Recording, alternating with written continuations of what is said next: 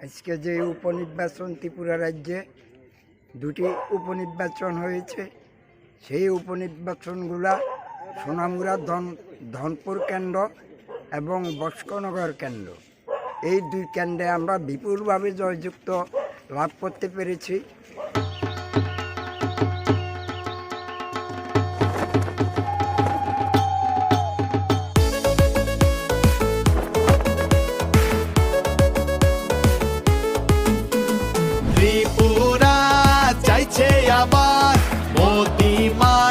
শাহর সরকার ত্রিপুরা চাইছে আবার মোদি মানিক শাহর সরকার।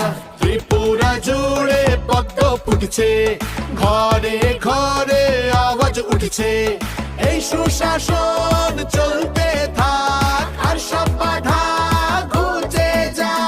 ত্রিপুরা চাইছে আবার মোদি মানিক শাহর সরকার।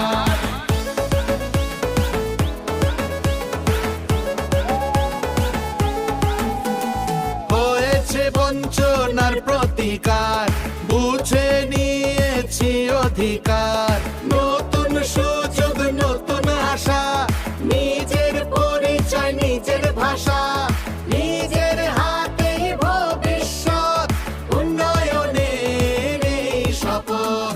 ত্রিপুরা চাইছে আবার মোদি মানিক শাহর সরকার।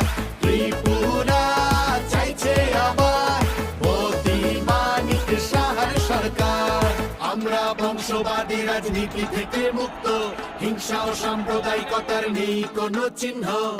আমাদের একজন জনপ্রিয় মুখ্য সেবক আছে, এই ডাবল ইঞ্জিন সরকার দ্রুত এগিয়ে যাচ্ছে। ত্রিপুরাকে চলুন আবার সোনার ত্রিপুরা বানাই, এগিয়ে আসুন ভাইয়েরা বোনেরা ও সবাই, গঠন করুন আবার মোদি মানিক শাহর সরকার। নিয়ে আসুন ত্রিপুরাতে পদ্ম ফুলার একবার। ত্রিপুরা চাইছে আবার মোদি মানিক শাহর সরকার। ত্রিপুরা চাইছে আবার মোদি মানিক শাহর সরকার। কৃষকদের স্বপ্ন হচ্ছে সাকার, ব্যবস্থা হয়েছে শস্যের সুরক্ষার, সরকার নিয়েছে গরিবের চিকিৎসার ভার। একত্রিত হয়েছি একটা কারণে, আজকে যে উপনির্বাচন ত্রিপুরা রাজ্যে দুটি উপনির্বাচন হয়েছে, সেই উপনির্বাচনগুলা সোনামুড়া ধনপুর কেন্দ্র এবং বস্কনগর কেন্দ্র, এই দুই কেন্দ্রে আমরা বিপুলভাবে জয়যুক্ত লাভ করতে পেরেছি। তাই আমি ধনপুর এবং বস্কনগর কেন্দ্রের মানুষদের প্রথমে আমাদের সাতমুড়া যেই যুবক ভাইয়েরা উপস্থিত হয়েছেন, তাদের পক্ষ থেকে অসংখ্য ধন্যবাদ জানাই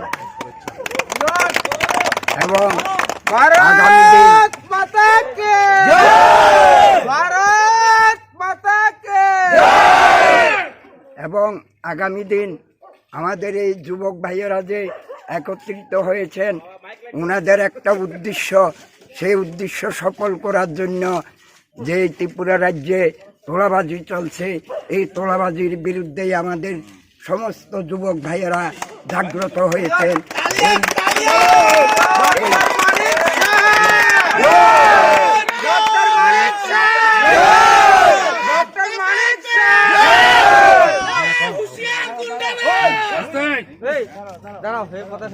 এই কাজকে সারা ত্রিপুরা রাজ্যে যাতে আমাদের বিলোনিয়ার যে সংগঠন যুবক ভাইয়েরা সৃষ্টি করেছেন, এটা যাতে সারা ত্রিপুরা রাজ্যে সৃষ্টি হয়, তার জন্য আমরা সারা ত্রিপুরা রাজ্যবাসীকে অভিনন্দন জানাই এবং আপনারা জাগ্রত হন।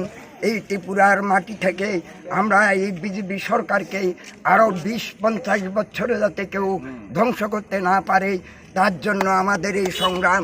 আমরা তোলাবাজি রাখবো না, তোলাবাজির বিরুদ্ধে আমাদের সংগ্রাম চলবে এবং যতক্ষণ পর্যন্ত এই তোলাবাজিকে আমরা ধ্বংস করতে না পারি, ততক্ষণ পর্যন্ত আমরা সংগ্রাম চালিয়ে যাব।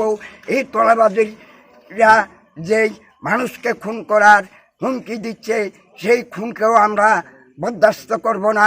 আমরা ওদের বিরুদ্ধে রুখে দাঁড়াবো এবং সারা ত্রিপুরা রাজ্যের সমস্ত জনগণকে রুখে দাঁড়ানোর জন্য ত্রিপুরা রাজ্যকে আমরা সুষ্ঠু ত্রিপুরা এবং সুন্দর ত্রিপুরা বাস্তবায়ন করার লক্ষ্যে এবং আমাদের প্রিয় মুখ্যমন্ত্রী মানিক সাহার যেই চিন্তাধারা, যেই বাস্তব চিন্তাগুলো উনি করছেন ত্রিপুরার মানুষকে জাগ্রত করার জন্য এবং ত্রিপুরার গরিব অংশের মানুষদের উনি স্বনির্ভর করার জন্য ওনাকে আমরা ধন্যবাদ জানাই।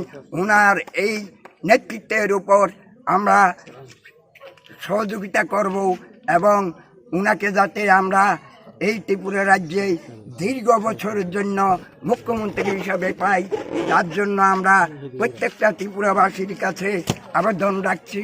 এবং আপনারা আমাদের প্রিয় মুখ্যমন্ত্রী মানিক শাহকে সহযোগিতা করুন। ওনার যে কর্মসূচির মধ্যে প্রত্যেকেই আজকে সমানভাবে ওনাকে সাহায্য করা একান্ত প্রয়োজন হয়ে দাঁড়িয়েছে। এই বলে আমি ত্রিপুরাবাসীর কাছে ক্ষমা চেয়ে নমস্কার জানিয়ে আমার সংক্ষিপ্ত আলোচনা আমি শেষ করলাম। জয় হিন্দ, বন্দে মাতরম, ভারত মাতা কি জয়।